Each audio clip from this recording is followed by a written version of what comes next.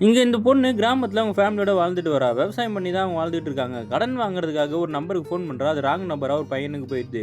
நான் தெரியாம பண்ணிட்டேன். ஃபோன கட் பண்ணுங்கன்னு சொல்லும்போது, கட் பண்ணாம வச்சுடுறா. கடன எப்படி வாங்குறது? வீட்ட எப்படி சமாளிக்கிறதுன்னு அவங்க பேசுறத இவன் எல்லாத்தையுமே கேட்டுக்கிட்டு இருக்கான். அதுக்கப்புறம் இந்த பொண்ணுக்கு மெசேஜ் பண்றான். உங்ககிட்ட நான் பேச முடியுமான்னு சொல்லி. நீங்க எதுக்கு என்ட்ட பேசணும்? ராங் நம்பர் தானே. எதுக்கு என்ட்ட பேசணும்னு சொல்லிட்டு இவளும் மெசேஜ் பண்ணி கட் பண்ணி விட்டுர்றா. ஆனா, இவனும் அந்த பொண்ண விடாம மறுபடியும் மெசேஜ் பண்ண ஆரம்பிக்கிறான். நான் உன்கிட்ட பேசணும். ஒரு கொஞ்ச நேரம் பேசினா போதும். நான் உன்கிட்ட சில விஷயம்லாம் கேட்கணுன்னும்போது, சரி ஓகே நான் உங்கள்ட்ட பேசுறேன். ஆனா, எங்களுக்கு வந்து நாளைக்கு விவசாயத்துக்கு போறோம். அந்த டைம்ல தான் ஃபோன் என்கிட்ட கிடைக்கும். உங்ககிட்ட ஒரு 5 நிமிஷம் வேணா நான் பேசுறேன்னு சொல்லிட்டுறா இந்த பொண்ணும். இந்த பொண்ணு எல்லாரும் வேலை பார்த்துட்டு இருக்க சமயத்துல நைஸா வந்து ஃபோன் எடுத்துக்கிட்டு யாருக்கும் தெரியாம அந்த பையனுக்கு ஃபோன போடுறா. அப்பதான் அந்த பையன் சொல்றான், "நான் லைப்ரரியில ஒர்க் பண்ணிட்டு இருக்கேன். இங்க நெறைய புக்கெல்லாம் படிப்பேன். கிராமத்த சேர்ந்தவங்கள பத்திலாம் படிச்சுக்கிட்டு இருப்பேன். மொத தடவ கிராமத்துல சேர்ந்த ஒரு ஆள் என்ட்ட பேசுறாங்க. அவங்க ஃபேமிலி எப்படி இருக்குன்னு சொல்லி நீங்க அன்னைக்கு ஃபோன வச்சிருக்கும்போது நான் தெரிஞ்சுக்கிட்டேன். அதனால தான் உங்களுக்கு எனக்கு ரொம்ப புடிச்சிருக்கு. நம்ம பேசலாமான்னு?" கேட்கும்போது இந்த பொண்ணு பேசிக்கிட்டு இருக்கா.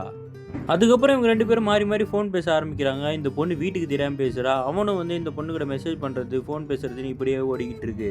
ஒரு நாள் வந்து யாருக்கும் தெரியாம பேசிக்கிட்டு இருக்கும்போது, இந்த பொண்ணு கேட்குறா, "எப்ப பாரு நீங்க எங்க குடும்பத்த பத்தி கேட்குறீங்க, என்ன பத்தி கேட்குறீங்க. உங்கள பத்தி சொல்லவே மாட்றீங்களே. உங்களுக்கு ஃபேமிலிலாம் இல்லையான்னா?" "இல்ல, அத பத்தி நான் இப்போதைக்கு பேச விரும்பலன்னு" சொல்றான். ஏன்னா இவனுக்கு யாருமே கிடையாது. இவன் இப்போதைக்கு வீட்ல தனியா தான் இருக்கான். அந்த ஒரு ஏக்கத்துனால தான் இந்த பொண்ணோட குடும்பத்த பார்த்து இவகிட்ட பேச ஆரம்பிச்சிருப்பான்.